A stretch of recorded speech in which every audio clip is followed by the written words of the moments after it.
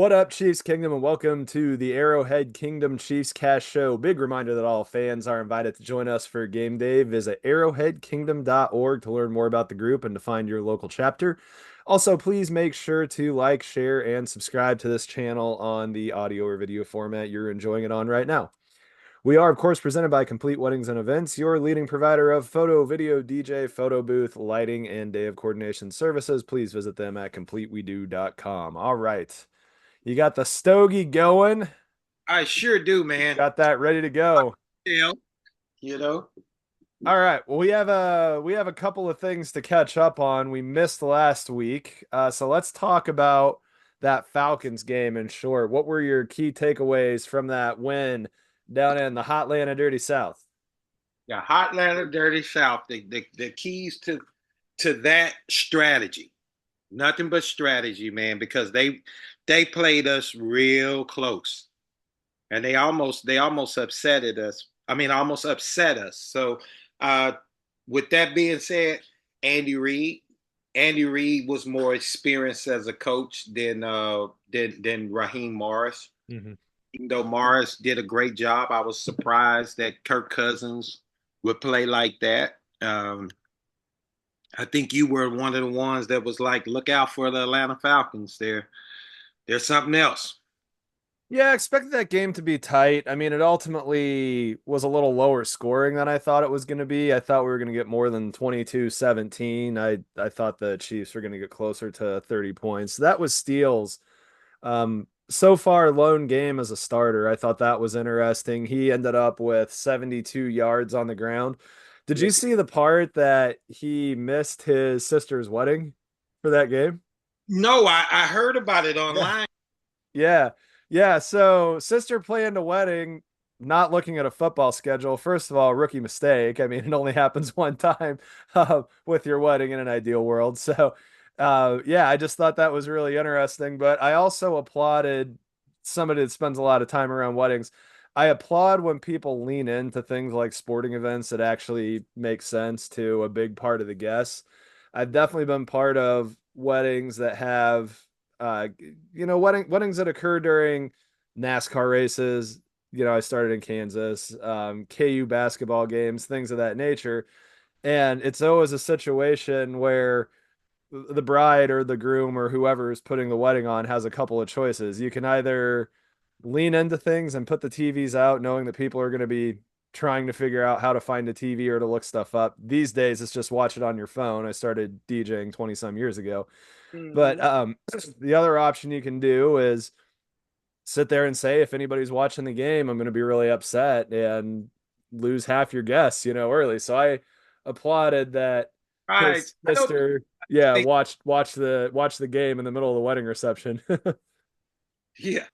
Yeah, I think brides are, you ever seen the show Bridezilla?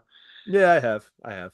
Or to tell a bride that the game is on. They don't want to hear that. Yeah, for sure. I mean, I've seen that show live a couple of times too, if you know what I mean. But I've also seen, some couples that are cool about it and lean in. I remember the year the Milwaukee Bucks won the NBA title.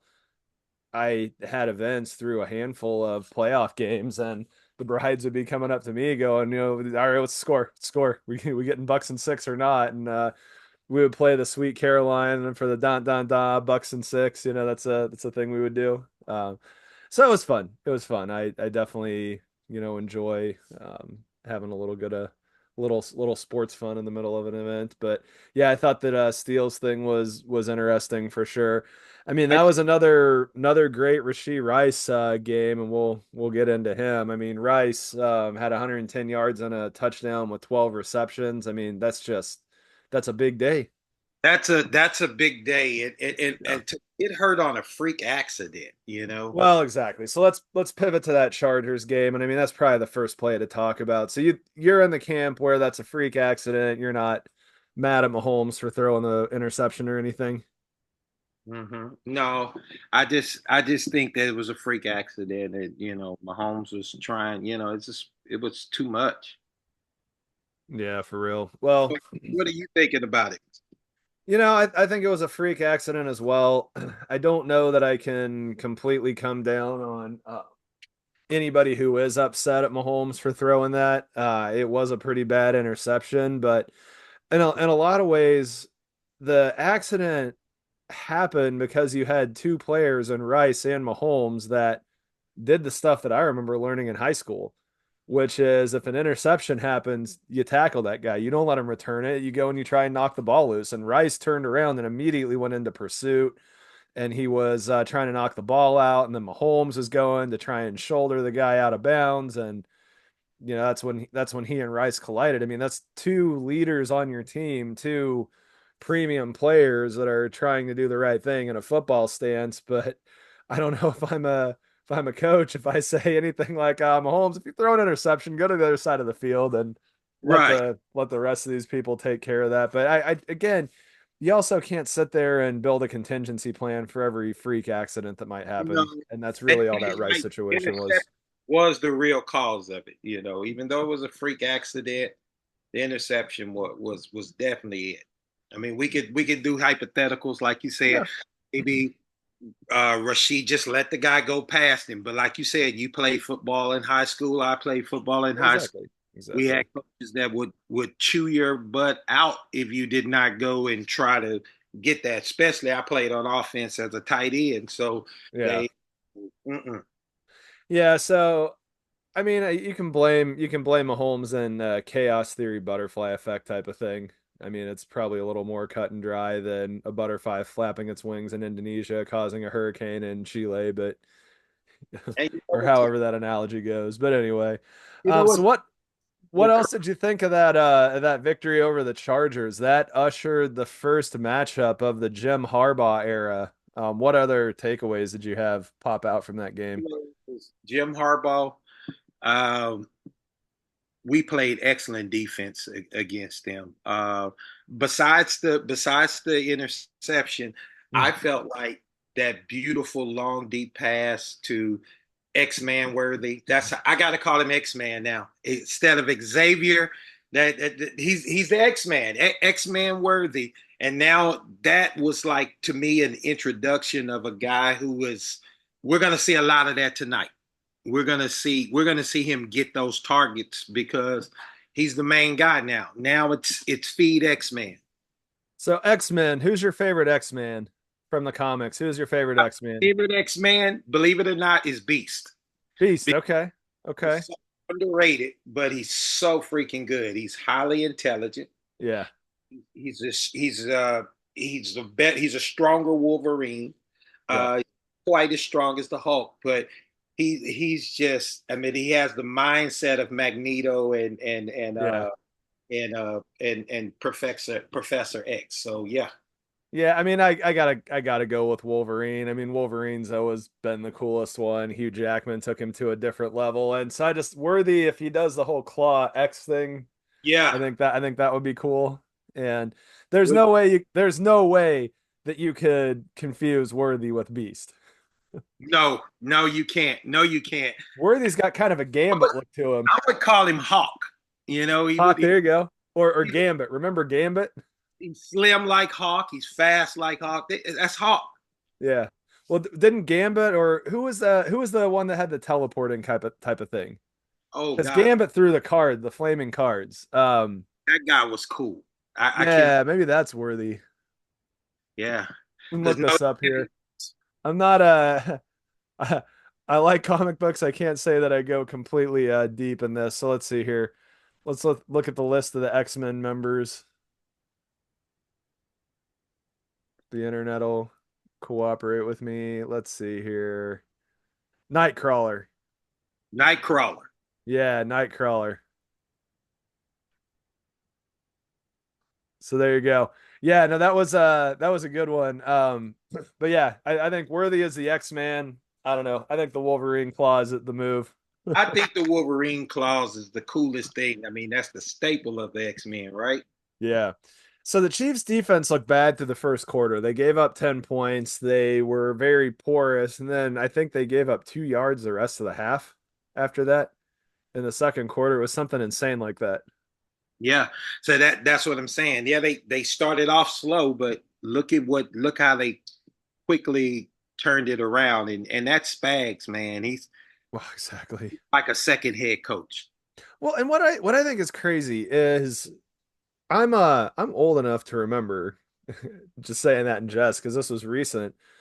I remember very distinctly a few years ago where Fire Spags was the thing every single week. Oh, Every single week. And the game that I'll never forget. So this would have been the 2022 season, was it, where they got shut out by the Titans? mm-hmm.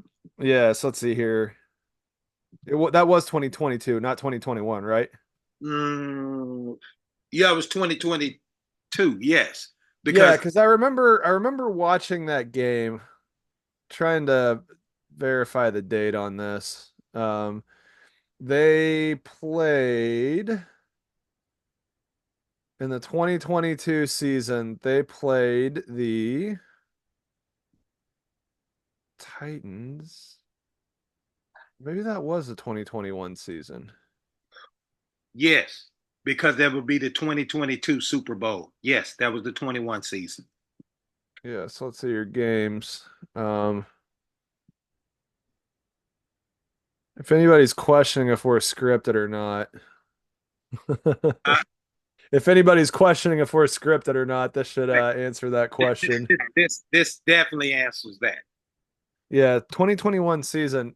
This is wild because apparently my buddy's wedding was longer ago than I thought it was. Sorry, Chris. Let's see here. So this was week. Yeah, here we go. Week 7, October 24th. They went to Tennessee and they lost 3-27. I was looking for that score. And I remember leading up to that, one of my friends got married in Manhattan, Kansas. And I remember another one of the friend group, his wife was saying, should Spags be fired? You know, Right. because that was the question the whole 2021 season. And my comment was I categorically believe that it's a bad idea to fire a coach in the middle of a season. You know, nothing's going to get better except for, a game or two. You might get the emotional win with the interim or something to that effect, but as a whole, when you're a Super Bowl aspiring team like we were and remain to be to this point, you can't be sitting there changing coordinators in the middle of the season. Some of that is you have what you have. I mean, the 2018, if we had a better defensive scheme and coordinator, we maybe didn't need Kareem Hunt, and we'll get into him in a minute, to make it all the way to the Super Bowl, and we still almost knocked off the Patriots. So Spags wasn't our D coordinator in that 2018 postseason because I No, was he was not. He was not. The defensive coordinator was Bob Sutton. oh yeah, I remember Bob. Yeah. And so they made the change from Sutton, I believe it was after the 2019 season. Right. I could look this up as well. Yeah, because I mean, what? Yeah, because I think it's 2019 was Spags' first season, and we got to the Super Bowl, and we played the Niners in 2020. Yeah, so he was with the Chiefs for 23 to 2013 to 2018. So yeah, he was the guy that Reed brought in, and he made the move to Spags, and we ended up going to that Super Bowl. But no, I've been a Spags believer, and my belief at that point was he doesn't have the personnel. He's No, not this bad of a coordinator, so he clearly doesn't have the personnel. And now we get to the point where we have the personnel, and it's like, good God, could you right. imagine if we didn't have this defense? I mean, fire Spags in the middle of the 2021 season to make rabid fans happy, and we probably leave 2 Super Bowls on the table. Yeah, literally, exactly. Because Yeah. Spags got 3 rings with us, and he's got 2 with the New York Giants. And Reed did right by picking No, up. he only has 2 with us. He's got 2 with us because or sorry, no, he does. He does for 2019. He's got 3 with us. You're right. Mhm. Yeah.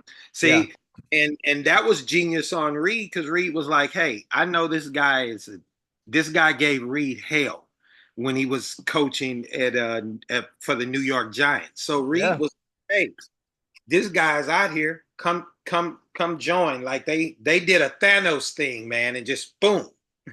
Well, the other piece that I think gets lost at some points, I think this isn't really lost as much anymore, is Spags doesn't appear to be interested in taking a head coaching call again.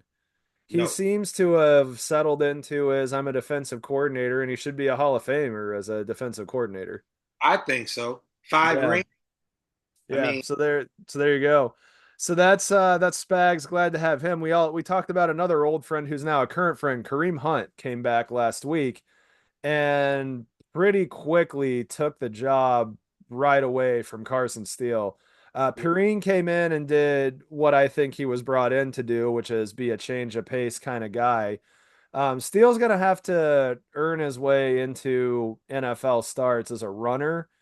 And as of right now, I don't know that I'd necessarily pick him to give the ball on the 1 yard line trying to get a touchdown. well, yeah, because he's had some fumble problems. So I That's think that correct. that him being our fullback, Hmm. stay there, buddy, until Yeah. you get that down. I'm still a fan of Crocky Steele. I am Just too. I am too. stay right there at fullback. We Yeah, just need I am too. So we open. take the spotlight off of him, and if he can get some yards, maybe he turns into the John Kuhn touchdown vulture that the Packers had forever. I think that would be an interesting role for him. But in reality, if he could morph himself into a Kyle Juszczyk, just good out of the backfield, can carry a game or two, that's where I see him fitting the most is there. Absolutely, So absolutely. let's talk keys to victory for the Saints tonight. So the Saints have had an interesting season. Okay. They are 2-2. After the first 2 weeks, they were on a pretty wicked tear. I want to get this right, but I want to say they had 107 points through Wow. 2 games. So 47 and 44. So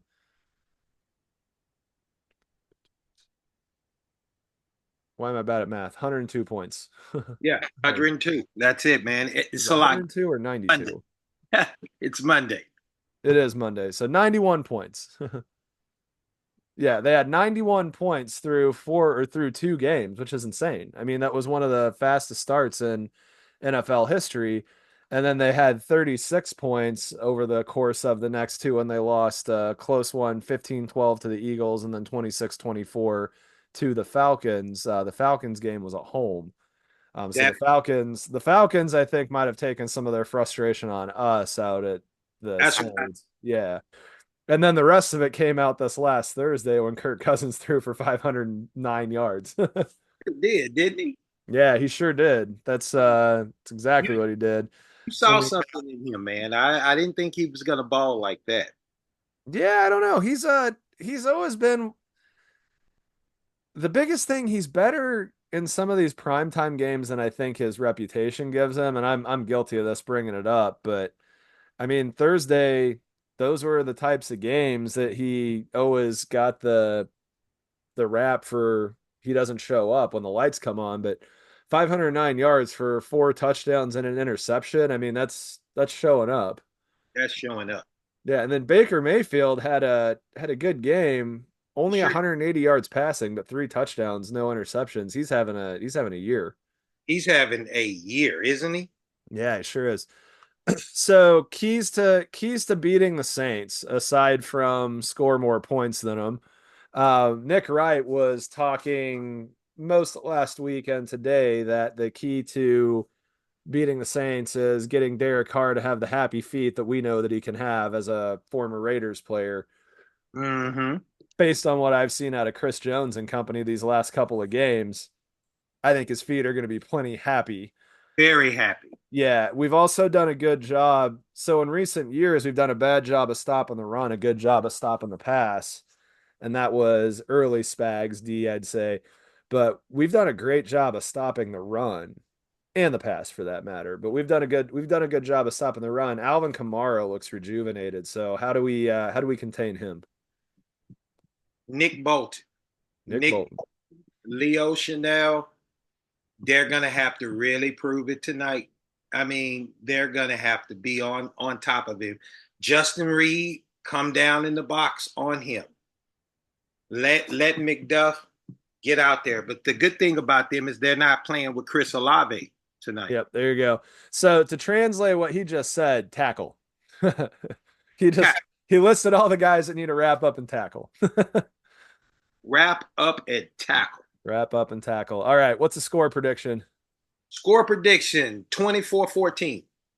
24-14. I'd like to go there, but I just haven't been able to get the Chiefs to get high enough point total. So I'm going to go 2017. I think Derek Carr keeps this one interesting. I think he's able to probably score on the first drive because everybody seems to do that against us. Mm. And the Chiefs end up pulling it out at the end at home against what's, a good team in a good division. I believe that the NFC South is the one that I know I personally sold the shortest, but I they sold. have they have three completely legit teams down there. Yes, they do. Yeah, we got Tampa coming up here in a few as well. All right, well, what do you got for a final take tonight? Final take tonight, man. Chiefs, Chiefs, Chiefs. It's Monday Night Football. There I'm you go. looking for Pat Mahomes to shock us because he's been, game managing and doing a lot of check downs and stuff. I'm looking for Mahomes to look like Mahomes. I'm looking for him to have a 400 and some yard passing game. And I'm looking for X-Man Worthy and Travis Kelce because we have what? The Swifties in the house. So with the Yeah. Swifties in the house, it's gonna be some high yardage there. And Kareem Hunt being happy that he's finally starting running back after all of these years. He was a bag up with Chubb. Yeah. Well, if you get all of those things correct, we're going to be scoring more than 20, 24 points. So I hope that I'm wrong with my score prediction, just right with my actual result. So my final take, see all kinds of graphics around. I'm wearing a Royals hat. The Royals are actually playing tonight as well. Yes, they They're are. playing the Yankees. So you can double dip as a Kansas City fan. And so people are talking about what a great time to be alive. Mizzou, K-State are both ranked teams. KU was supposed to be good. They apparently suck at football again, but they're the preseason number one for basketball, which is a sport that really matters at that school. And so we Yeah. have that going on. The KC Current are in a playoff position. Sporting KC, they're having a pretty horrible year from a club standpoint, but in the US Open Cup, they made it to the final and they lost to LAFC, but they had that knotted until about the 70th minute at 1-1. So they made a run at hardware, even though they're in a down year, which I think is a mark of a good club. But in any event, yeah, being a Kansas City sports fan is insane. It's just It, been a ton of fun these days, and it is insane. And I nothing was else to say. tipping with the Royals because my mind's going to be completely on the Chiefs. But this weekend, There you go. Texas is There you going go. to destroy OU. And yes, I'm wearing a Texas Longhorn shirt. And Red River rivalry. I'll go on record. I think Manning is better than Urs. People are people are like, "Are you nuts? Are you crazy?" I think that Sark is Saban Jr. This happens at Bama. This happened at Texas back in the day. If Urs comes out and looks rusty in quarter one, guarantee that I said this on Arrowhead Kingdom Chiefs cast that Arch Manning will take the job from there on out. There you go. All right. Well, you hit it here first, and let's go get that victory night. Until next time, go Chiefs.